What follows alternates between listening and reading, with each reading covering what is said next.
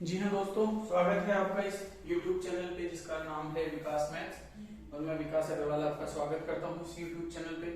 तो दोस्तों, अभी तक हमने पॉलिनोमियल्स हमने पढ़ लिए हैं, तो आज स्टार्ट करते हैं पेयर ऑफ लीनियर इक्वेशंस। अगर मेरे पास दो लीनियर इक्वेशंस दी हुई है तो उनका ग्राफिकल रिप्रेजेंटेशन कैसे है, उनके सॉल्यूशन कैसे निकालते हैं, वो हम ओवर द टाइम हम इस सीरीज में देखेंगे। तो उससे पहले कि हम टू वेरिएबल्स में जाएं और उनकी कंडीशंस देखें, किस तरीके के और कितने टाइप के सॉल्यूशन एग्जिस्ट कर रहे हैं, एक सिंपल सा क्वेश्चन लेते हैं जिसमें हमें टू वेरिएबल्स दिए हुए हैं और हमें उनका ग्राफिकल और अलजेब्राइक रिप्रेजेंटेशन देखना है। तो एक रैंडम इक्वेशन में कंसीडर करता हूं 2x + 4y + 5 = 0 एंड इसमें मैं लिख सकता हूं 3x + 7y +6 = 0। ठीक है, तो सिंपली हम क्या करते हैं, हम टेबल बनाएंगे, दो टेबल जिसमें x और y की कुछ इक्वेशन से वैल्यू उठाएंगे, 3 या 4 वैल्यूज को ग्राफिकल ग्राफ x और y कोऑर्डिनेट एक्सिस पे प्लॉट करेंगे and we will see the point of intersection. जहां पे इंटरसेक्शन है वहां पे हमें इसका जीरो रूट या एक सॉल्यूशन मिल जाएगा। ठीक है, तो अभी पहली इक्वेशन के लिए हम x और y की कुछ वैल्यूज ले लेते हैं दोस्तों। यहाँ पे तो x अगर मेरा 0 है यहाँ पे, तो y की वैल्यू कितनी आ रही है। अच्छा, इसको थोड़ा सा सिंपलीफाई कर देते हैं क्योंकि ये काफी ऑड नंबर्स दिख रहे हैं, तो यहाँ पे सिंपलीफाई कर देते हैं और यहाँ पे 10 लिख देते हैं। जब x 0 है, जब x 0 है तो y की वैल्यू यहाँ से क्या आ रही है दोस्तों। जब x 0 है तो y की वैल्यू -2 है। जब x 1 है तो y की वैल्यू कितनी आ रही है यहाँ पे -5/2। जब x -1 है तो यहाँ पे कितना हो गया -3/2। ठीक है, ये तीन वैल्यू काफी है आई थिंक। और दूसरी इक्वेशन के लिए भी ऐसे ही मैं x और y की वैल्यू निकाल सकता हूँ। ठीक है, तो इसमें हमें x और y की वैल्यूज निकालनी है। यहाँ पे y है, यहाँ पे x है। ठीक है, x जब 0 है तो y की वैल्यू कितनी आ जाएगी -3। जब x 1 है तो y की वैल्यू कितनी आ जाएगी -7/2। और जब x 2 है तो y की वैल्यू कितनी आ जाएगी -4। ठीक है, तो इस तरीके से हमने इक्वेशन 1 के लिए कुछ x और y की वैल्यू निकाली, इक्वेशन 2 के लिए x और y की वैल्यू निकाली। अब क्या करते हैं हम x और y कोऑर्डिनेट एक्सिस पे, ये मेरा ओरिजिन है, ये मेरा x एक्सिस है, this is my y axis. यहाँ पे 1 2 3 4 5 एंड 6। ठीक है दोस्तों, 1 2 3 4 5 6 7 -1 -2 -3 -4 -5 -6 -1 -2 -3 -4 -5 -6। ठीक है, इस तरीके से हमने इसका ग्राफ एक x और y कोऑर्डिनेट एक्सिस पे प्लॉट कर लिया। पहली इक्वेशन देखें, x 0 है तो y -2 है, तो जब x यहाँ पे 0 है तो -2 नीचे की तरफ जाएगा, ये वाला पॉइंट हो गया। ठीक है, जब x मेरा 1 है तो y -5/2 आ गया, तो -5/2 लगभग यहाँ पे होगा। और जब x मेरा -1 है तो ये -3/2 होगा, -3/2 यहाँ पे होगा। इन तीन पॉइंट्स को मिला के हम इसको इस तरीके से बढ़ा सकते हैं इक्वेशन को आगे।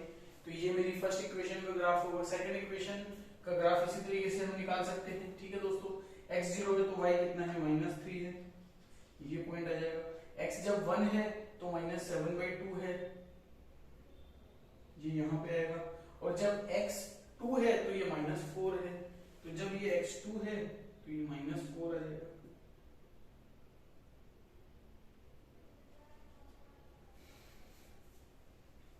ठीक है, अगेन इसका इस तरीके से निकलेगा। अब हमें पता है कि ये दोनों जो है ये पैरेलल लाइंस हैं। ठीक है, पैरेलल लाइन कैसे है, देखो अब कहीं इंटरसेक्शन दिख रहा है, नहीं दिख रहा है क्योंकि ये पैरेलल लाइंस है।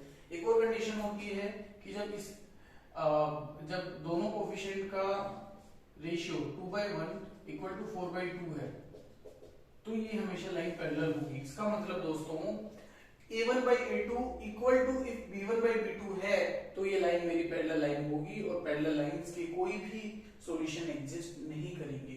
ठीक है, तो इस तरीके से हमने इन दो इक्वेशंस को देखा, किस तरीके से ग्राफ पे रिप्रेजेंट किया और कैसे इनके सॉल्यूशंस फाइंड आउट किए। So there is no solution available for these equations. ठीक है, अब हम कुछ कंडीशंस देखेंगे कि लीनियर पेयर ऑफ अगर दो इक्वेशंस हैं तो उनके किस तरह के सॉल्यूशन संसार में एग्जिस्ट कर सकते हैं। ठीक है, देखते हैं, बहुत ही आसान टॉपिक है। है inconsistent pair of linear equation. ठीक है, तो सबसे पहला आता है इनकंसिस्टेंट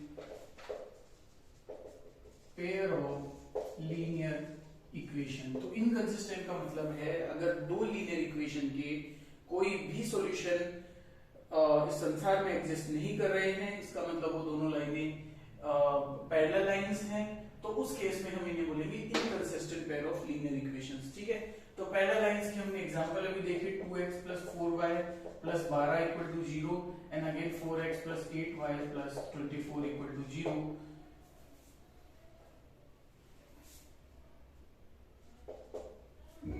ठीक है दोस्तों, तो ये पैरेलल लाइंस है और इनके एक भी सॉल्यूशन एग्जिस्ट नहीं करेंगे। आगे हम डिटेल में देखेंगे, बट यहाँ पे मैं थोड़ा सा ब्रीफ कर देता हूँ आपको।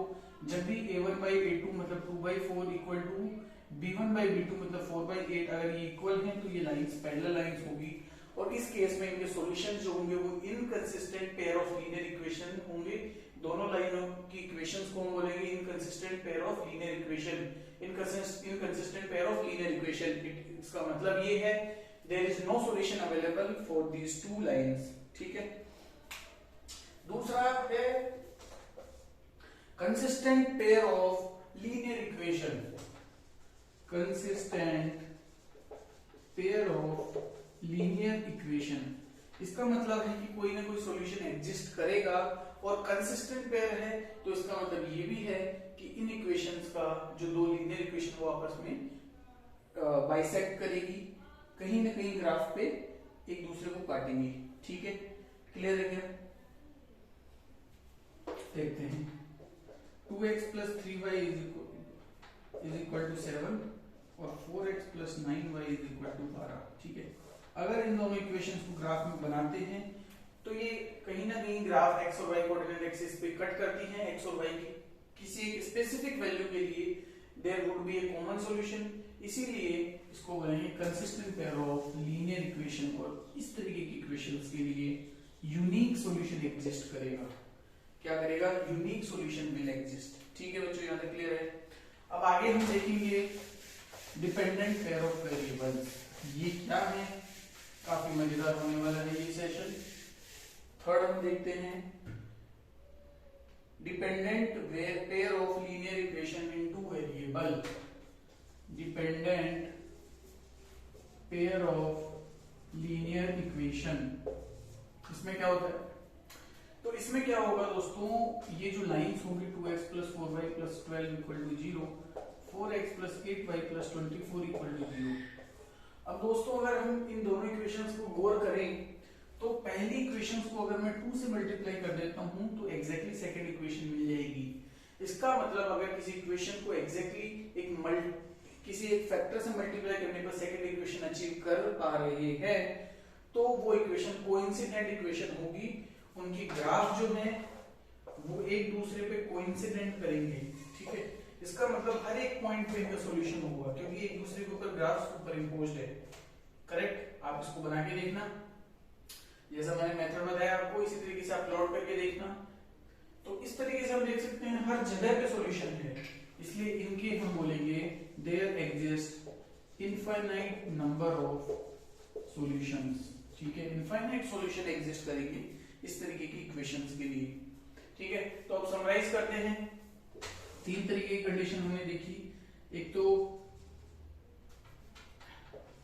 इनकंसिस्टेंट सॉल्यूशन, दूसरा हमने देखा कंसिस्टेंट सॉल्यूशन, तीसरा हमने देखा dependent pair of linear equation. तो इनकंसिस्टेंट क्या होगा?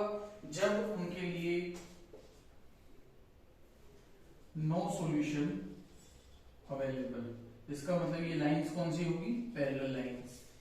पैरेलल लाइंस, क्योंकि पैरेलल लाइंस है, कहीं भी कट नहीं करेगी तो कहीं भी सॉल्यूशन ही मिलेगा। कंसिस्टेंट मतलब वो किसी न किसी पॉइंट पे इंटरसेक्ट करेगी, इसका मतलब इनका यूनिक सॉल्यूशन होगा and these are intersecting lines. ठीक है, डिपेंडेंट पेयर ऑफ लाइंस, इसका मतलब ये लाइंस जो है वो कोइंसिडेंट लाइंस हैं, ये ग्राफ एक दूसरे पे सुपर इंपोज करेंगे, इस वजह से इनके infinite number of solutions exist करेंगे। Infinite number of solutions. ठीक है, क्लियर है क्या? तो अभी हमने थ्योरेटिकल देखा, अब क्वेश्चन ये आता है कि क्या हमें हर बार किसी ग्राफ या किसी लीनियर इक्वेशंस की लीनियर इक्वेशन कंसिस्टेंट है, इनकंसिस्टेंट है या डिपेंडेंट पेयर ऑफ वेरिएबल्स है, इसको फाइंड आउट करने के लिए क्या हर बार हमें इसका जो है ग्राफ प्लॉट करना पड़ेगा? नहीं, बिल्कुल नहीं दोस्तों। इसके लिए एक बहुत ही शानदार टेबल है, तो अगर इस टेबल को हम याद कर लेते हैं तो इजीली देखते ही within fraction of second we can easily calculate कि किस तरीके का सॉल्यूशन उन पेयर ऑफ वेरिएबल्स के लिए एग्जिस्ट करेगा। ठीक है, तो यहाँ पे एक बहुत शानदार सी टेबल बनाते हैं, सीरियल नंबर लिख देते हैं यहाँ पे, और यहाँ पे कुछ पेयर ऑफ लाइंस की इक्वेशन लिखेंगे, पेयर ऑफ लाइंस की इक्वेशन लिखेंगे। ठीक है, क्लियर है क्या? फिर यहाँ पे हम a1/a2 की वैल्यू लिखेंगे, यहाँ पे b1/b2 की वैल्यू लिखेंगे, और यहाँ पे c1/c2 की वैल्यू लिखेंगे। ठीक है कि नहीं? और यहाँ पे फिर एक रिमार्क्स डाल लेते हैं। ठीक है, रिमार्क्स डाल लेते हैं। ठीक है, आसान है, इजी है क्या? अब x माइनस 2y पहली इक्वेशन हम देख लेते हैं। पहली इक्वेशन कौन सी है दोस्तों? x minus 2y equal to 0, और यहाँ पे 3x plus 4y minus 20 equal to 0। ठीक है कि नहीं? दूसरा मेरे पास है 2x plus 3y, 2x plus 3y minus 9 equal to 0, और सेकंड मेरे पास है 4x plus 6y, 4x plus 6y minus 18 equal to 0। तीसरा मेरे पास है x plus 2y minus 4 equal to 0। ठीक है, क्लियर है दोस्तों? सेकंड है 2x plus 4y minus 12 equal to 0। ठीक है, आसान है। अब क्या करते हैं, इनमें देख लेते हैं। ठीक है, तो मेरा x का कोफिशिएंट जो है इसको कंपेयर कर लेते हैं। x का कोफिशिएंट a1 है, y का कोफिशिएंट b होगा, कांस्टेंट c होगा। ठीक है, तो ये क्लियर है क्या? तो यहाँ पे a1/a2 क्या हो जाएगा? 1/3 हो जाएगा क्या? यहाँ पे b1/b2 क्या हो जाएगा? -2/4 हो जाएगा क्या? Nothing but -1/2। c1/c2 क्या हो जाएगा? 0/-20 हो जाएगा, तो ये 0 हो जाएगा क्या? ठीक है दोस्तों, क्लियर है? ऐसे ही यहाँ पे a1/a2 क्या है? 2/4 विच इज 1/2 है क्या? ये 3/6 है, तो ये भी फिर हाफ बन जाएगा, और ये -9/-19 -9/-18 है, ये भी 1/2 है। ठीक है, क्लियर है क्या दोस्तों? यहाँ पे देखते हैं 1/2, 1/2 और 1/3। अब यहाँ से दोस्तों एक इंटरप्रिटेशन निकाल सकते हैं कि अगर a1/a2, b1/b2 and c1/c2 equal नहीं है, तो उसके लिए देयर एग्जिस्ट कंसिस्टेंट सॉल्यूशन। ठीक है, मतलब एक यूनिक सॉल्यूशन एग्जिस्ट करेगा। क्लियर है बच्चों?